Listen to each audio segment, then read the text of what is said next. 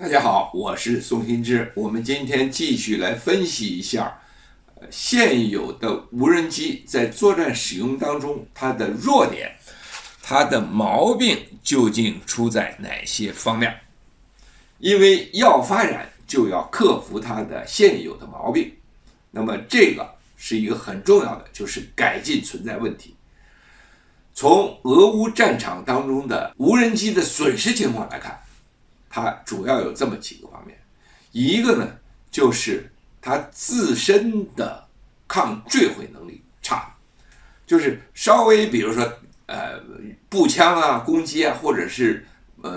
非常恶劣的天气啊，这些原因都能够造成无人机的坠毁。这个对无人机来说威胁很大，而且无人机呢，它又不像有人机。有人机呢，飞机发生故障以后，飞行员的判断处置是非常及时的，而无人机它最直接的操控员在地面，你得把故障的信息反馈回去。这个无人机操控中心的那个坐在地面的飞行员判断什么故障怎么解决，这个处置要慢半拍，而且还可能判断错，因为你不在飞机上，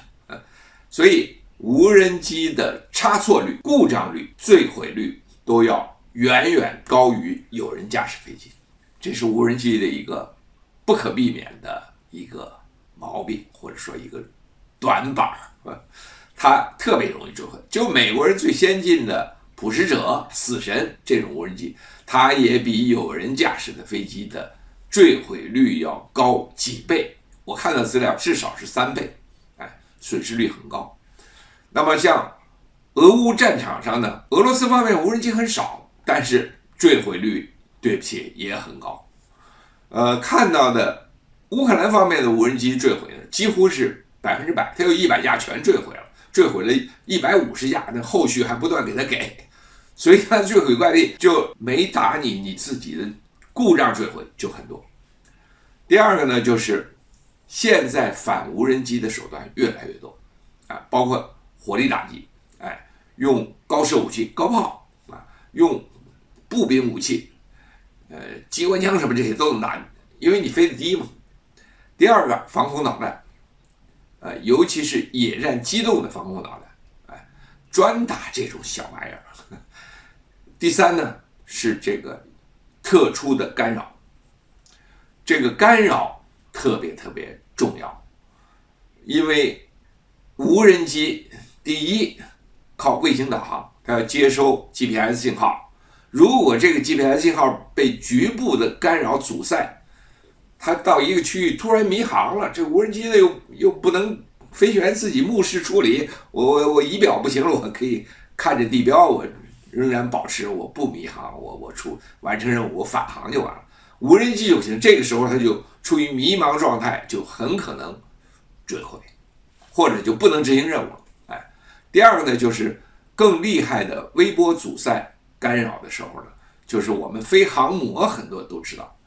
突然你那个遥控器就不灵了，你拉杆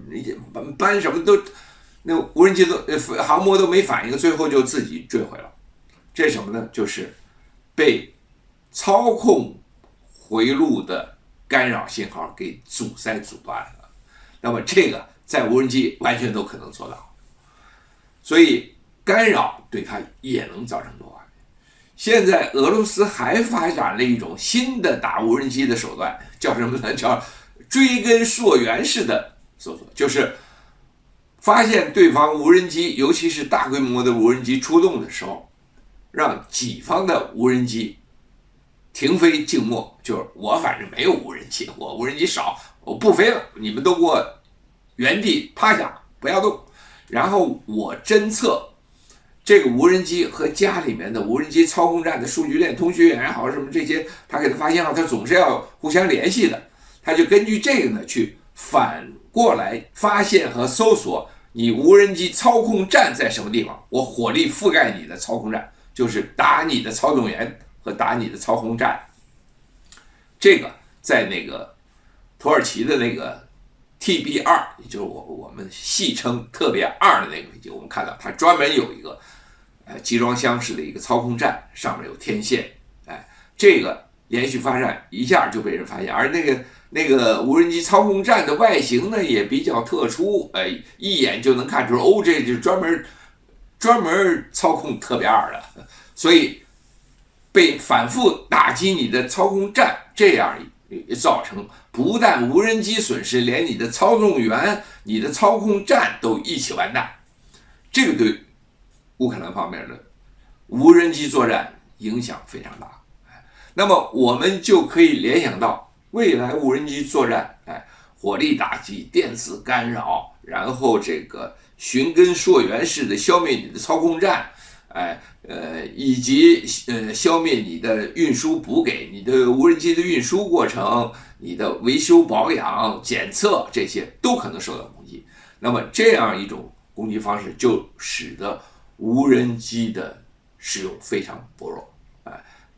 非常难以这个就是持续发展。你如果扛不住损失的话就不行了。那么看来未来战场最合适什么？就是那种集装箱，普通的民用集装箱，里面装有无人机，同时还能够装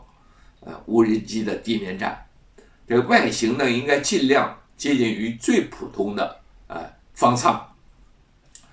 不要有太明显。同时呢，要有各种抗干扰。我们说无人机目前来说，在战场上还是属于比较脆弱的目标。那么这种脆弱的目标，这些缺点如果不能得到及时的克服的话，那对无人机将来的发展就会受到很大影响。但反过来说，如果这些都能得到克服，抗干扰性加强，抗坠毁能力提升，数据通讯更加隐蔽，不好发现，那么它的生存力、它的作战能力就会大幅度提高。今天这个话题我们就跟大家聊到这儿，下一节我们继续跟大家分析无人机的发展，在它自身上会有一件什么样的突破。谢谢大家。